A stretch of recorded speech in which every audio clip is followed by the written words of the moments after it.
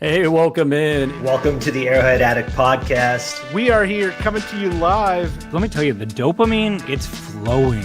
I am damn excited. Damn excited. That's a terrible drum roll. Oh! Boy, how you doing, man? Patrick. Will Sterling. Yeah. Super Bowl champion, two-time Pro Bowler, and Trent Green. Trent Green, how you doing? Hey, what's going on, guys? Oh, he picked it up! He picked it up! He's gonna score!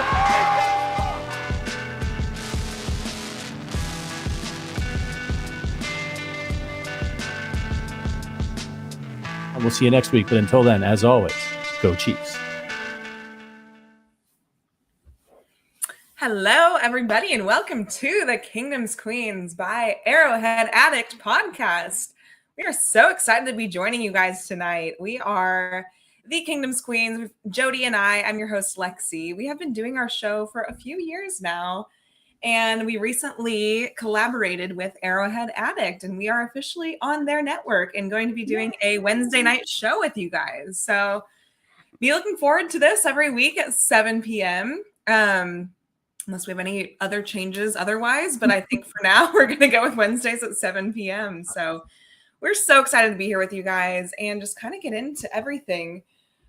Chiefs, draft, last season, this next season, things we're looking forward to, and so on and so forth. So, like I said, I'm your host, Lexi.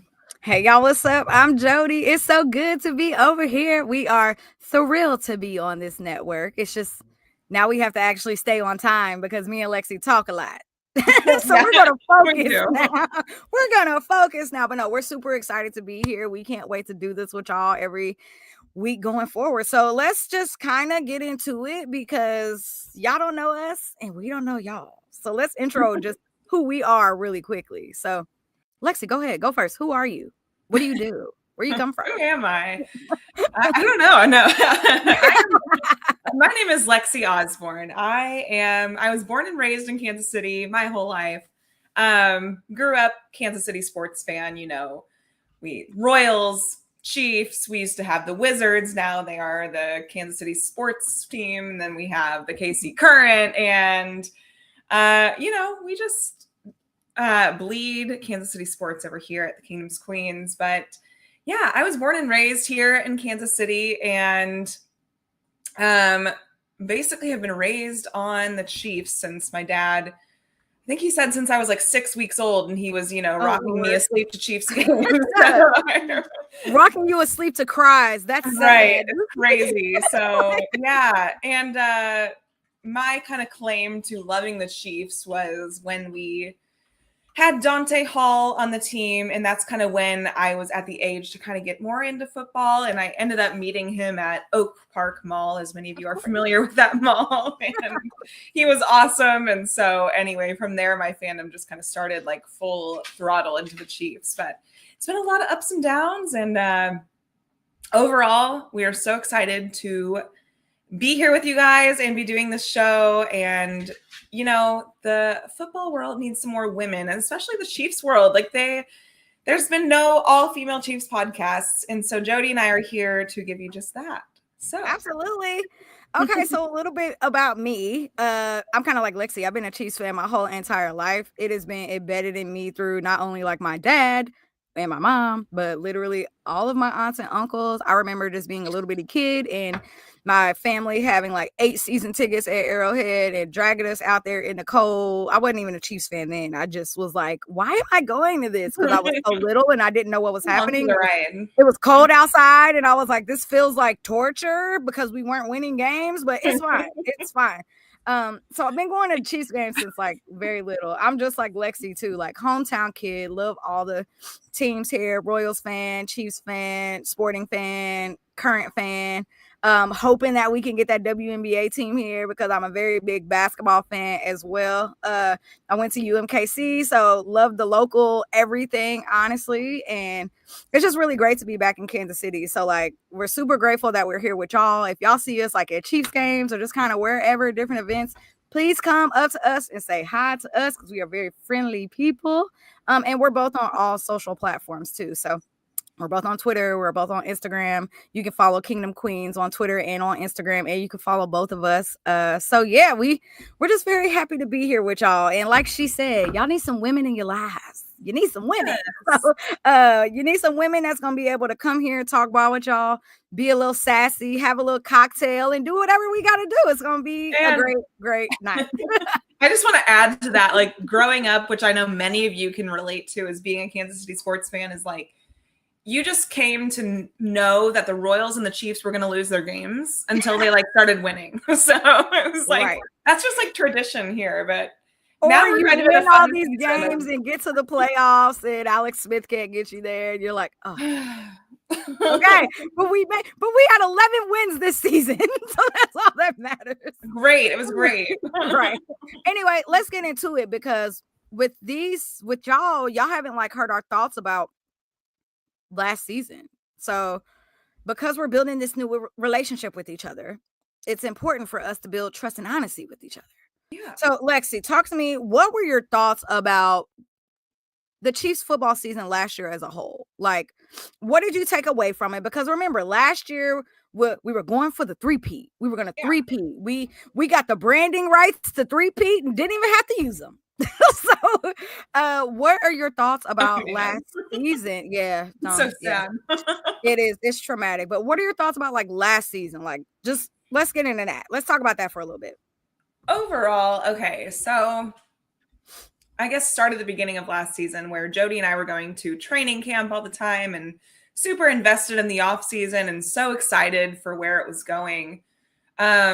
Watching training camp, it was like we saw explosive plays to Hollywood Brown, Rashee Rice, Xavier Worthy, Justin Watson, all these guys making crazy plays all during preseason, all during training camp. To get into the first preseason game where Hollywood Brown went down the first play of the game against the Jaguars, which was crazy. But we all thought, okay, maybe it's better than it sounds. Like maybe he'll be back in a few weeks kind of thing. Like the same injury happened to Tyreek while he was a Chief. And so we kind of thought maybe it'll be the same thing as that. Turns out it wasn't. And it was a very long recovery road for Hollywood Brown, which was really unfortunate. And I feel like just from there, the injuries just spiraled throughout the season. We had Isaiah Pacheco go out week 2. We had Rashee Rice go out week 4. He was showing so much promise. I think even Pacheco was doing well up until he got injured. So it was just like one thing after the next with this offense. Xavier Worthy, who was a rookie, had to be completely just thrown into the offense. He did a great job, but there was a lot asked of him really early on, which can be stressful as a rookie. And it kind of reminds me of Rashee Rice the season before. Yeah, it really was. Yeah. That's a perfect comparison because Rashee Rice, also we were having like the season we drafted him, we were having all the dropped balls issues. Literally the same exact thing. Right. No one could hold on to the ball when it was caught. So yeah, it's been a struggle on our offense these past 2 years. And I think that's shown in the way it's played out. Now we've still made it to the Super Bowl and we've won, 2 of the last 3. We all know that. I think overall the 2024 season, what can you say? It was a bit frustrating. The wins were close most often. Like it was usually a 1-point, 3-point touchdown win. Pretty much every single game minus a select few. Right. We didn't score over 30 the entire season. We scored 30 a few times. Which is crazy because like you said, at training camp with all the speed that we had and how fast everybody was and how we had the deep ball there, which I know you want to talk about today with Patrick's press conference. And just all like being out at camp, sitting in the heat, driving up to St. Joe, 45 minutes outside of Kansas City and watching like what these guys are doing and what it looks like. We're like, yeah, we got Carson Wentz as a backup. Like this is going to be a great season. It was looking promising. Like what do you mean we can't score? What do you mean we can't score 30 points? And that's what actually doesn't even make sense to me because when I would go back and watch some of those games, I'm like, there were so many times where we'd be in the red zone and it would just like stall out for no reason. Exactly. And I think some of that you can blame on play calling. I don't if Jodi and I want to get into it real quickly with y'all and just be completely transparent, is I don't think we're totally stoked with like the Matt Nagy experiment here in Kansas City. Now, granted,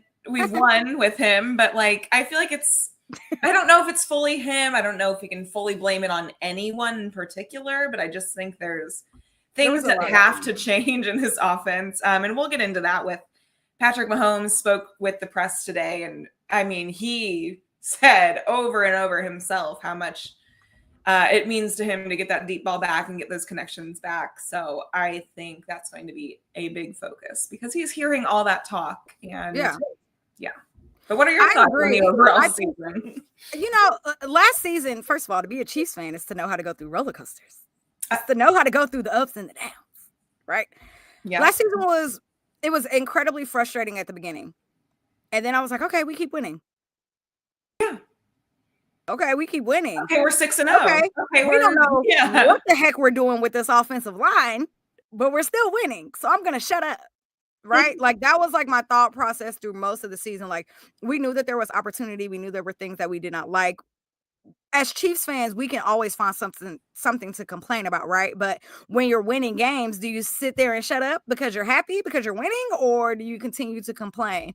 And I think all of the things that we've seen throughout the whole entire season, it just caught up with us in the Super Bowl. Even through the playoffs, I felt great with what was happening. Yeah. Like I was like, okay. Like that's the offensive line, I think everybody in here can agree, right? The offensive line still did give us like a little bit of anxiety, but we were still winning and making our way through there. And we're like, there's no way we're not going to beat the Eagles. Like if we sit down and talk about the animosity that we have towards Nick Sirianni, like let's not forget him yelling in the tunnel at Arrowhead, right? And let's not forget all of the things that Eagles players were saying about Chiefs players. So I thought that all of that was going to matter, would mean something. But I told you the reason. So I know y'all are new to us. I told Lexi Super Bowl week, that Monday, okay? The planes leave your city and they go to the Super Bowl city. I told Lexi, I was like, the pilot didn't wave the flag, man. He didn't. And if you know tradition, the pilot is supposed to wave the flag every single time the plane lands when the Super Bowl team gets to the city. He didn't wave it. And I was like, you know what? I don't like that. That doesn't make me feel good. One thing about Jodi and I, so we started Kingdom's Queens right before we beat the Eagles the first time in the Super Bowl. So we started Kingdom's Queens the year of 2023 going into that season, right? So we saw the Chiefs beat the Eagles. We saw the Chiefs beat the Niners. We'd been through ups and downs with this team over and over and over. But you and I are so big on superstitions that like we just are. And so tradition of like, I don't know who was the pilot that flew that plane? Is he new? And did he just finish with classes? Has he never done? You've never done this. I said, is he new? Is the pilot new? Right. You ain't never done this before? They didn't give you the book. We didn't read the guidelines before we got on the plane. I was so disappointed. And I remember like texting you immediately like, Lexi, did you see what just happened? So then I had to text one of our friends who was out in Vegas doing media coverage like, did he wave the flag? No. You mean New Orleans, but yes. New Orleans, I'm sorry. But I was just like, okay, yep, I don't like it. Yeah. I don't love it. No. I'm not happy with that. Anyway, we're going to fast forward because we could talk about that all day. But someone said Joe Burrow was flying the plane. Clearly, okay, clearly. And Josh Allen was his co-pilot. Listen, who's surprised, right? But I mean, I think as Chiefs fans, we have to be honest about all the things that we've seen all season long. And if you know Andy Reid does not change if he does not have to. So especially with like the left tackle situation and what had been happening already, we kind of knew that adjustment wasn't going to happen now because it's a Super Bowl. Like if they were going to do it, they should have did it during the Texans game. You know what I mean? Like if they were going to make that adjustment, they should have did it earlier in the playoffs. But it was like, if it ain't broke, don't fix it, which I solely also believe too. If it ain't broke, don't fix it. But I was still incredibly proud of this team because to have so much adversity, to lose so many players, to go through all the things that you went through, the amount of sacks that Patrick was taking, the left tackle situation, the entire offensive line was kind of just very up and down. And for them to still figure out ways to win, to get the bye week, to get the games at home, to get that rest because they had that week 6 bye and still had to go out there and play all of those games. Like, that's how you know that this team is mentally tough. So I just really hope that next year when we do go back to the playoffs and we do go back to the Super Bowl, like, you know, we got to really just take it serious, right? They have been to the Super Bowl 2 years in a row. They was like, we know how to do media night. Like, there's nothing. Like, It was all very casual. Yeah, which I totally get it. And some of the Eagles were too. I mean, they had done it just 2 years ago. So, yeah, you know, I totally understand like them being confident. I understand the Eagles being confident. Absolutely. I think I really do think it was the right 2 teams in the Super Bowl. Absolutely. I think we had a little bit of false hope throughout the playoffs just because I don't know. I think maybe we just match up better against the Texans and the Bills. The Texans offense we knew struggled. Yeah. The Bills just find a way to lose to us every year at this point. I'm just going to love to see it. Say that. But right. Knock on wood. Like, everybody knock on wood. Yeah. Everyone, we love to knock on wood here. The real wood, not the plastic real wood, not fake wood. But yeah, I don't know. I think it just came down to the Eagles had more focus. They had the better game plan and they adjusted things they needed to. And Vic Fangio is really good, and he didn't even do anything. Right. So, and that should tell you something. And they had a really good game plan. And honestly, in my mind, their defense should have won the MVP because their defense is what won them that game. Our offense couldn't do a dang thing. Yep. So I think, but I think they just took advantage of every single weakness we had, and they did it well, and they exploited it. They did it very well. Absolutely. Yeah. So I know we have a better plan going into this next season. I don't think it was a fluke that we got to the Super Bowl. I understand that we won a lot of close games, but I think that builds character, and I think that builds a lot of like, you know, but okay. So like one thing I do think is last season we played that game on Christmas against the Raiders where it was just a complete humiliation in our home on Christmas Day against our like most hated rival, right? It was cold outside. So the Chiefs get humiliated, and then they go off of that game into the playoffs. Yeah.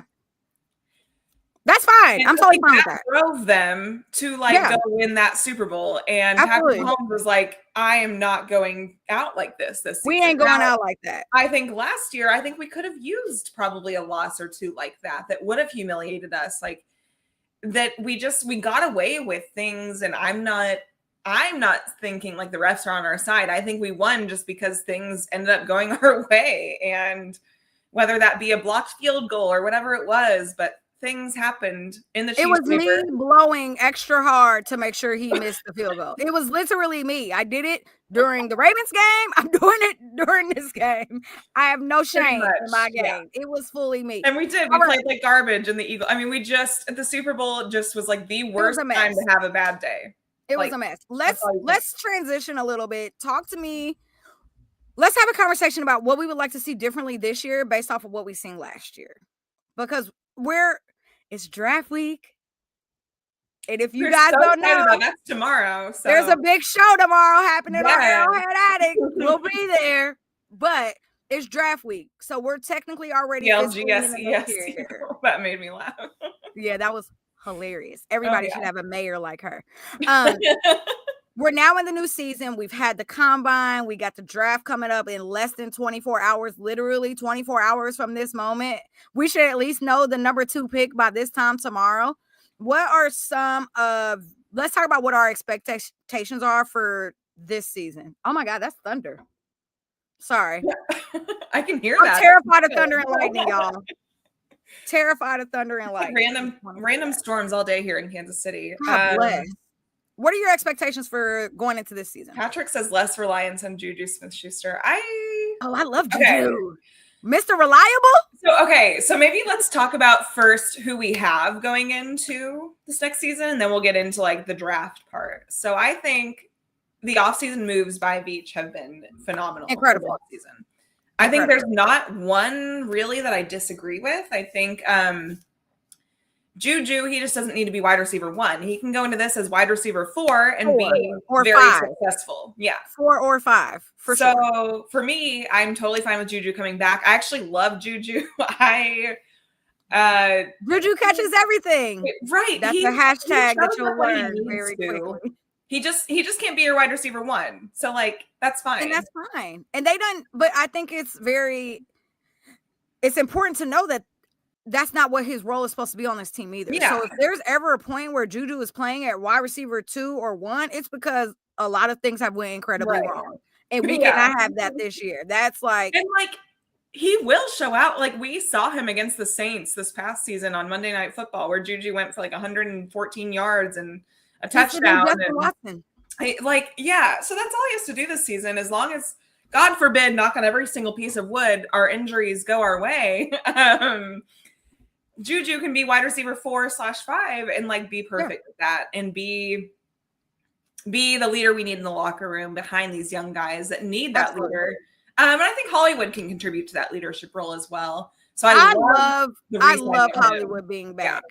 Yeah. Love it. Veteran presence. Him and Xavier have a great relationship already. You can already kind of see like what has been built with Zay, Hollywood, Rashid, Juju. Like you see what's happening there. And I know that the DeAndre Hopkins experience was 5 minutes, but I do think that he brought in some really good leadership. And I think that he brought in a lot of like technique for those younger guys. So like I'm totally fine with that. Like y'all are mean.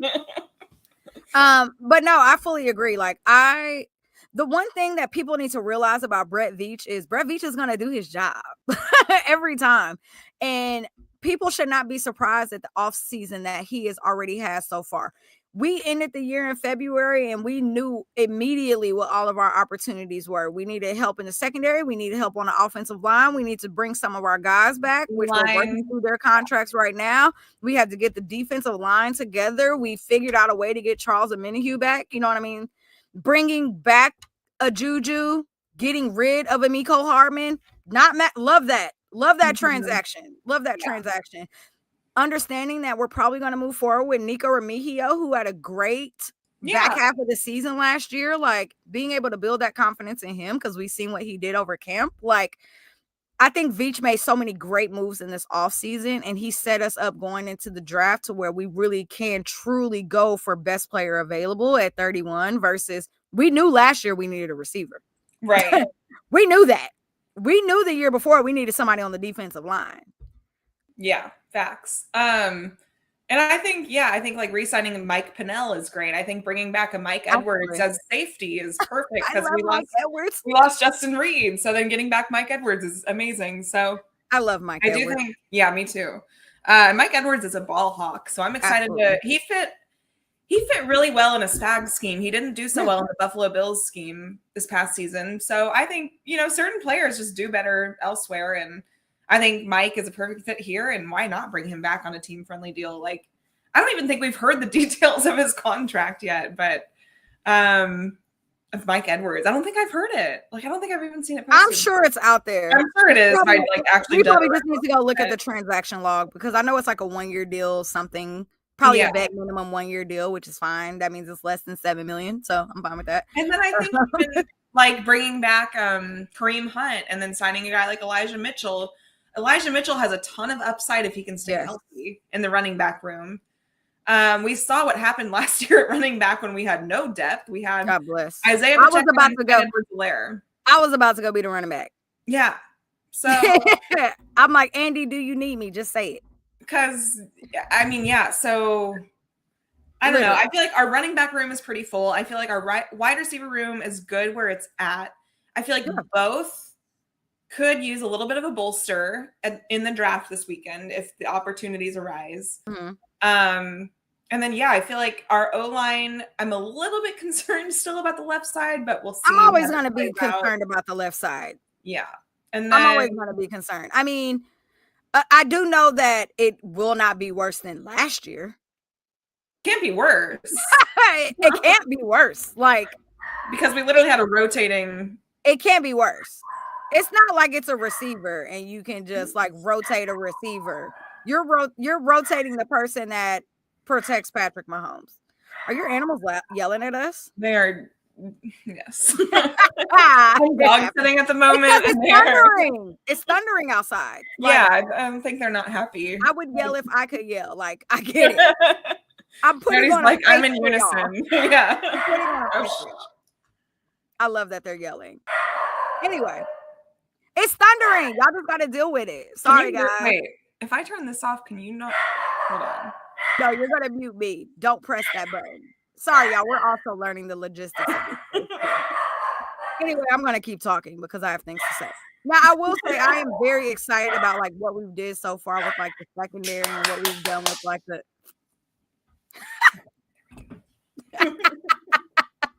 You're like, no, shut up now. Solve this problem real quick. You know what? I might have to use that with people. So, that worked very well. That worked very well. I actually kind of love that. It really did. But no, so like I am very excited, like what is happening so far with like the draft, like the way that Veach went about this off season. Like I'm very happy with that. And I personally, like I know we're not talking draft yet, but like if you want to trade back at 31 because a lot of your guys are still on the board. I mean, he said he has 12. There's 12 guys specifically in the first round that he has his eyes on, which is an insane number. And he has over 200 people on his board just in general for this draft, which Veach is nuts. So if he can do that, and then I feel so good about like the first round, because if we need to trade back, get some more picks, use those picks to move up and to get more picks in the top 100, sign me up for that immediately. So I'm very happy with what we have. I really love a lot of the guys we brought back. I love bringing Kareem Hunt back, like you said. I love bringing Juju back, like you said. I love that we're going to give Nico Remigio the chance at what we're going to give him this season. And I'm really glad that Veach did go out and get another tackle. Like, you can't be mad about that. And I'm glad that Charles Omeni, who tested the market and seen that the dollars weren't there like he thought they were going to be. And so he came back for another 1-year prove-it deal like Hollywood did too. So I'm very happy, like, in the route that this team is going, because it's giving, we're going back to the Super Bowl last year. We embarrassed ourselves and we refuse to do that again. So we're just going to work to make sure that we win so we can get our contract done. Now, next year is going to be tough, and we could talk about that in 52 weeks when we got to pay Trent, George, and everybody else, because the 22 class is going to be due for money. But this year feels like a prove-it year for a lot of guys, especially like the Leo Chanels, who are also coming up against like a contract too. Go out there and win another Super Bowl. We're probably going to lose a lot of guys because they're going to go to teams and get paid, but it feels like this is a prove-it year, not only because of how last year ended, but because a lot of guys are going to want to get that big payday at the end of next season too. Right. And yeah, I don't even want to get into that whole next draft class next season, because that's just going to be. That's my favorite draft class. They're like bar They none. might prove me wrong this year, but last year 22 was my favorite draft class, and I think that Me was too. everybody's favorite draft class. Yeah, I think it's everyone's. Like that's what like solidified our dynasty. That's what we got out of the Tyreek Hill trade. That's what we got. I mean, it's just that draft class is so special to this team and to our dynasty that it's going to be hard to see some of them walk, and we know it's going to happen. I don't really want to discuss who that'll be yet, because I have no idea how this season's going to play out and who's. We can honestly start the like GoFundMe now. Yeah. Maybe we should start it now so we can make sure we bring back guys next year. Like everybody just start putting $1 in every day starting today. Right. Yeah, I think that's what we need to do. Yeah. Well, no. So let's kind of talk about the draft tomorrow. So I feel like it's taken 75 days to finally get to this point. Like, I feel like it is taking forever from the combine to the draft to finally get here. So I know that everybody is listening. Shout out to y'all. I know that y'all listen to probably thousands of mock drafts and thousands of draft takes and thousands of things. But we're just going to give our little spin on it because we know how it can be boring. So we got 8 picks. We're starting at 31. We got 66 and 63 and 66, which I'm actually very excited about. What's the name of the last pick of the draft? Mr. Irrelevant. We got that. It's like this draft is very special to say the least. What are your thoughts about 31 and like Oh, where you think we should go, but like how the board? I feel like last season and the season before, I had a clear vision of what we were doing. Last year, I was like, I know we're getting a receiver. I just don't know who it's going to be. And I was praying that it was going to be Jordan Addison. And that didn't happen. And then I was like, it's going to be Zay Flowers. And then that didn't happen. And then we got Xavier Worthy, who I love so much. So I love that we ended up getting him still. Oh, yeah. I can't believe he actually fell to us, to be very honest. I can't either. Which we had clear vision the last 2 years of like what was gonna happen at pick 31 or 32.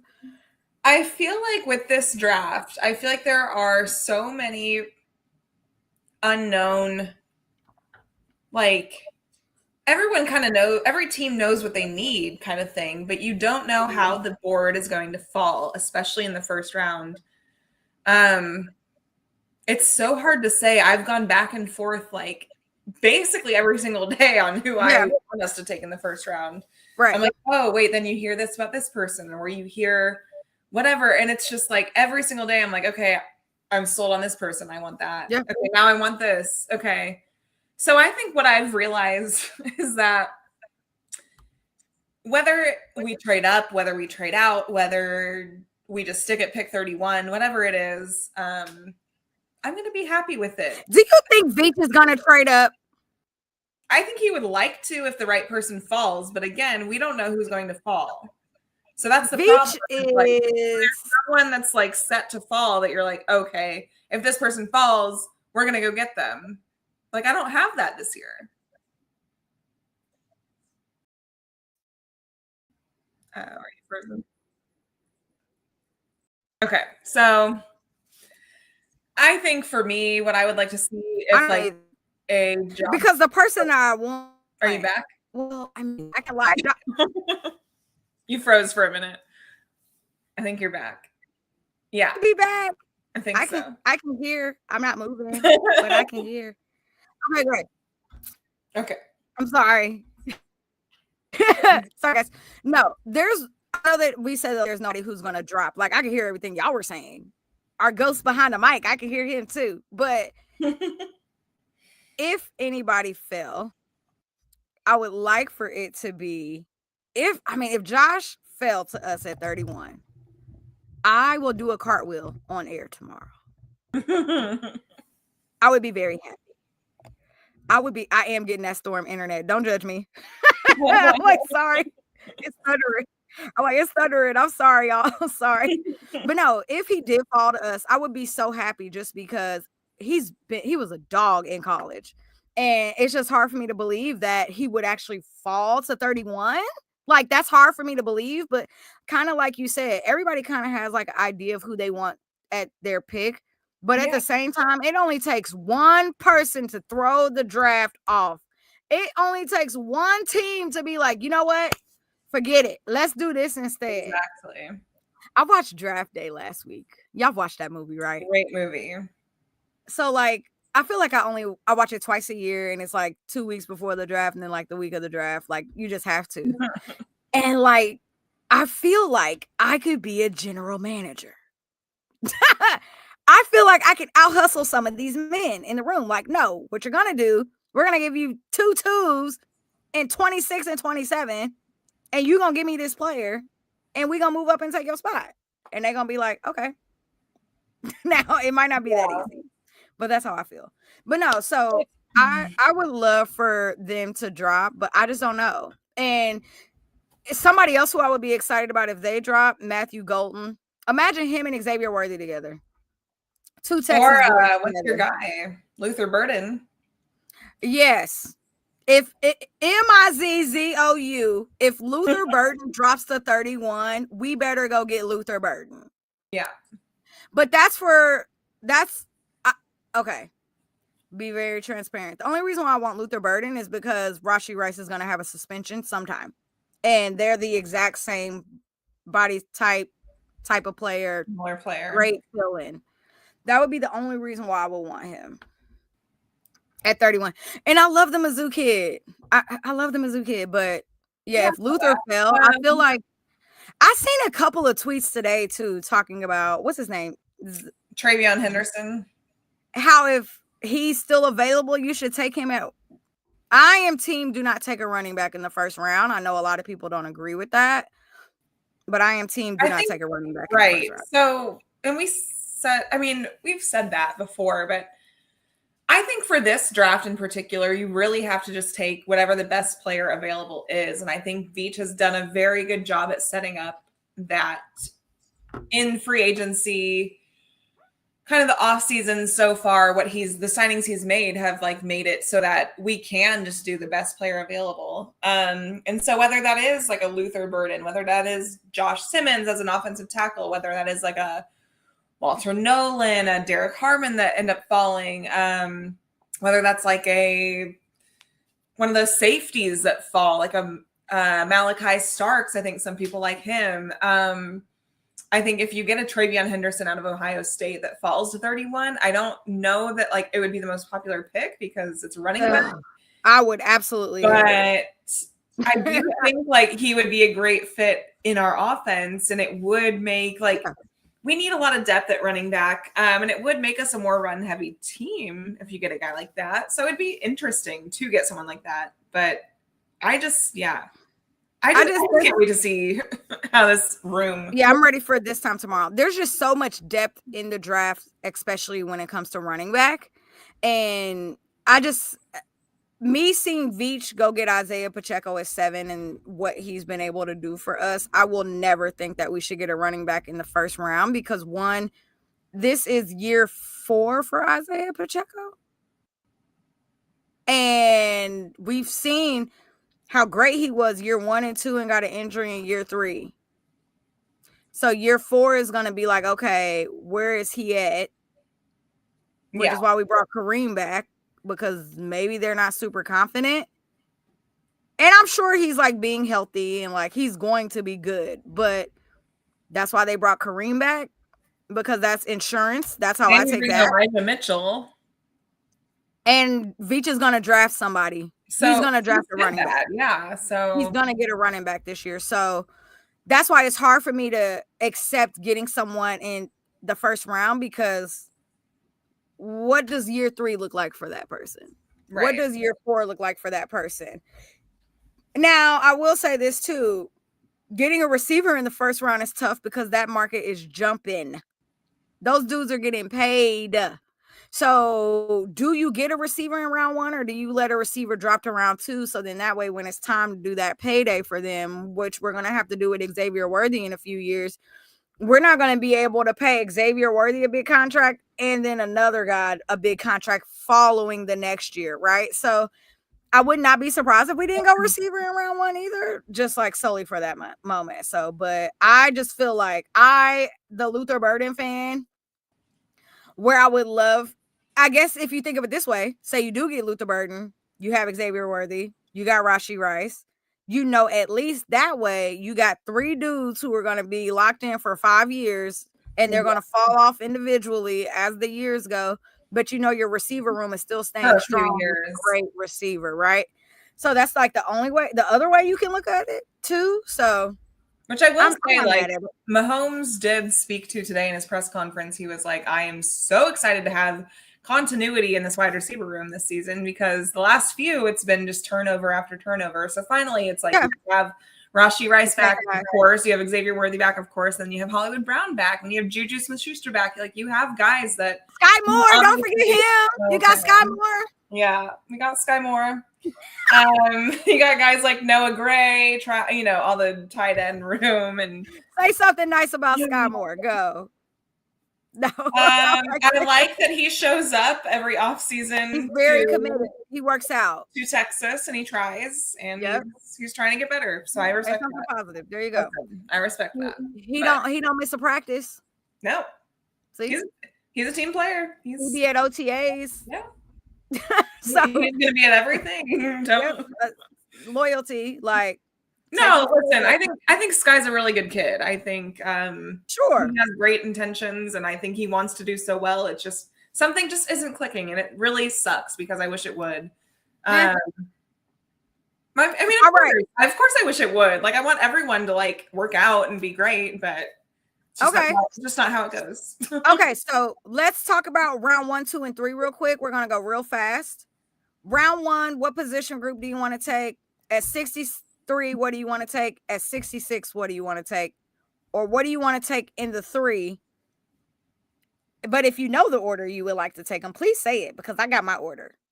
You go with yours then. You go first. No, I'm asking you. Round 1, what do you want? Okay, round 1, I would like to see. I'm like round 1.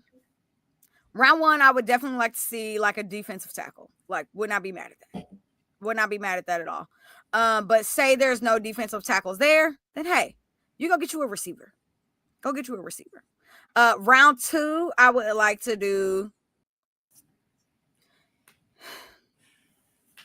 So I also think that this is going to be a very heavy defensive draft too. I think that if we don't trade up or trade back, I think out of all of our picks, 8 total picks, there's going to be 3 that are offensive and 5 that are defensive, right? So in rounds 1, 2, at 31, 63, and 66, I want to see a receiver, an edge, and a defensive tackle. That's what I would like to see somewhere in those 3. And I would like to go defensive tackle first. And if it's not their receiver and then an edge, like I would like for edge to be like pick 66 personally. But if you got to get it at 63, it's not really that big of a deal, especially if there's still somebody on the board that you want. But I do want us to focus on the defense for this draft because I think next year's class is a better offensive class. So, yeah. Yeah. I think for me, it's huge part in how the board falls and that kind of best player available thing. I think if I like had my own preference in how the board would fall, I would love to get a great D-line guy in the first round. Like you said, like that would be huge just because I think Chris Jones needs help in the middle. And we had a few offseason signings, but I like Mike Pennell is great at stopping the run game. Are we going to be able to pay George Karlaftis? It sounds like Veach wants to. We'll see. Veach want to pay everybody, but is it going to be realistic? Right? Is it going to happen? I don't know. If he gets 10 plus sacks this year, he's going to have to show out. Yeah, I think D-line would be ideal if that's how the board falls and that's what we could get. Be huge. I do think I actually. Whether it be, and Patrick asked earlier, would you want to see like a skill player, a skill position, either wide receiver or running back? There you go. For me, I think both are a need right now, but we also have like comfortability in both of those rooms. So I just think it's such an annoying answer, but it's the best player available out of those positions, whether it be at pick 6, whatever it is in the second or third round. I think you got to take one of the 2. And whether that be like a Jalen Royal that falls or a Quinton Judkins or someone like that, like I think you got to take someone like that as well. You got to go get a running back this year. Yeah, receiver. Okay, you got to go get a running back this year. The receiver market next year opens up really wide too. For there's a lot of guys in there last year, this year. So we might be able to go get somebody in the off season, but running backs are not that. It's not as many options. So I think you got to go get a guy this year in the draft, and it can be in round 4. It sounded pretty clear that we were going to go get someone, so I do think we will. It just there's a lot of depth. Yeah, might as well. Yeah. Okay, so you named 2. My last one would be. I think if you can get the right kind of offensive tackle, which there's a few guys in the first round I would take if they fall or they're like, or you can trade up to get one of them. I think that'd be worth it, which would be like a Josh Simmons, maybe a Connerly Jr. Yeah. If he is like there that, for real, I'd be good with. Yeah, we'll be so happy if that happens, but If not, I think you go defense round 1. But yeah, offensive tackle, D-line, plus wide receiver / running back. That would be my ideal start to the draft. I think Veach does such a good job at getting secondary late in the draft. So I think that he'll find that corner or that safety later. Jaden Hicks, holy. Like, I don't worry about that at all. I think he'll be able to definitely find some gems later. But yeah. Yeah, I think if you can find like a stud like that in the 4th round, and then you have a few 7th round, like we said, we have the Mr. Irrelevant. If you can find some really solid picks at the back end of the draft, which I think there is a lot of talent. Like, there's not a lot of 1st round talent. There's a lot of like back end talent. So yeah, that top 100 is special. Which we have. Yeah. So we're doing well going into this draft. I feel really good about it. All right. Last question before we get out of here. Does Veach trade up or trade back in this draft? I think please tell us in the comments too. Tell us, do y'all think Veach is gonna trade up or trade back in this draft? Because I think he's gonna do something.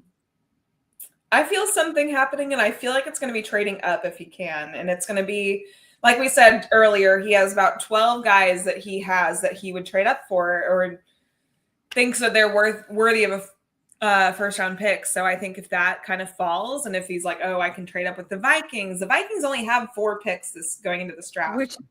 Which is crazy. So like they are higher, or they're lower, whatever. They're before us. They're picking before us. So I know what you mean. They're picking before us. So if like something like that works out, where he's like, okay, this guy is still here, let me trade with the Vikings, offer them a 7th round, give them, something like that were to work out. Hey Vikings, let's give you 2 seconds. Yeah. How do you feel about that? Take those 2 7s and go get you a 5. You know what I mean? Like it's all about negotiating. Yeah, there's a lot of things that can happen. So I think if your guy falls, and I see some ridiculous things happening online where someone had us today trading up for an offensive guard in the 1st round, and I'm like, there's no way that's not happening. There's no way. Like, we're not trading up for an offensive guard. And if we do, Chiefs Twitter X will melt down. So yeah, I'm gonna be like, okay, guys, I gotta log out. It's a long night. I'll see y'all next week. Yeah. I agree. I think Veach is gonna trade up. I think he's gonna trade up like multiple times in this draft too. Like, it's gonna be like I definitely think he's gonna trade up. So kind of love that. So. And he like gives stuff away in his press conferences, but then he like doesn't at the same time. Smoke screen. Yeah. He has smoke screens, but then he also kind of tells the truth. So I'm like, I don't know what to do. Him and Andy, they do the same thing. And I'm like, so wait, like, yes or no? Right. No, yes or no? Yes or no? Okay, well, that was a fantastic hour. Well, I will say one thing about Patrick that he just finished here that he said today is he's like, Veach will communicate with me on all of these picks. Like if he wants me to watch film on someone, I will. He's like, but you got to just trust in him. And I think you play with this dude or not? Right. So I love that they still like include him, and yeah, I don't know. You have to include your franchise quarterback. Yeah. And if you think that they don't have Chris Jones doing the same thing, like, come on now. Right. So come on now. Yeah. These guys are leaders on the team. I bet they even send Travis some stuff. Like, do you think this guy would be like can you develop this tight end? Right. Yes or no? Yeah. Spag. Here's the thing. We haven't really talked about Jodi, and just to end with this is like there are some tight ends that could fall for us too. And I don't think we need a tight end in the first round, but like, no. If one of those guys like a Colston Leveland falls to you, like, would we be shocked to see us take a tight end? I don't know. We better not take a tight end in the first round, because tight ends usually go in 3 and 4. You don't need to go get those guys now. I don't unless you're, I'm just saying. Unless you're doing fantasy football and you're me, and I'm like, all right, I'm gonna go get Travis in the second round. I'm gonna go get Travis in the second round, guys. I don't care. I don't care about the rules. I'm doing it. So, no, you're absolutely right, though. So, Well, Lexi, we did it. We did it. First night on Arrowhead Addict. We're so excited to be here with you guys. Thanks for having us. We'll be back. No, this was fantastic. Yeah, I was like, no, this is fantastic. Again, thank you guys for hanging out and tapping in.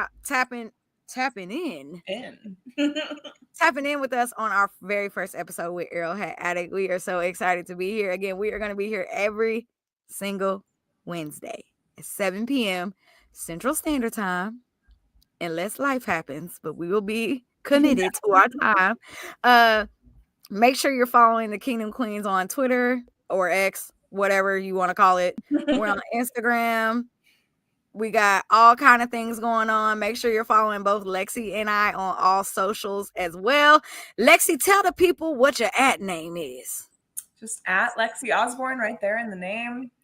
Yeah, and mine is it's Jodi Newsome. So please make sure to interact with us. We love interacting with y'all. Y'all had the chat popping tonight, and we love that. So we cannot wait to be back with y'all next Wednesday.